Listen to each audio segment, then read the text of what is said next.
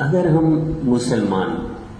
کافروں کی بات نہیں ہے، مسلمان اللہ کے وعدے پر، نبی کریم صلی اللہ علیہ وسلم کے فرمان پر عمل کرنا شروع کر دیں تو ہم یقین کریں بغیر کمائے، بغیر ڈیوٹی کیے، بغیر کاروبار کے ہم مالدار بن سکتے ہیں۔ آج دنیا میں ہر ایک کی ضرورت ہے، مال فتنہ بھی ہے، مال آزمائش بھی ہے، لیکن ضرورت ہے آج دنیا میں ہر ایک کی۔ ہر شخص چاہتا ہے کامیاب ہو جاؤ، مالداری کے اعتبار سے، مال کے اعتبار سے، کاروبار کے اعتبار سے، لیکن کیسے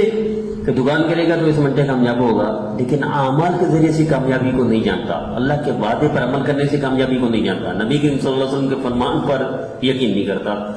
لیکن یہ تو سمجھتا ہے مل لگاؤں گا مالدار بن جاؤں گا، فیکٹری لگاؤں گا مالدار بن جاؤں گا، کاروبار کروں گا مالدار بن جاؤں گا، دکان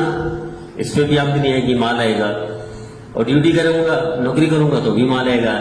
لیکن نبی کریم صلی اللہ علیہ وسلم کے فرمان پر، اللہ کے فرمان پر عمل کرنے سے، عمل سے مالدار بنے، مال آئے۔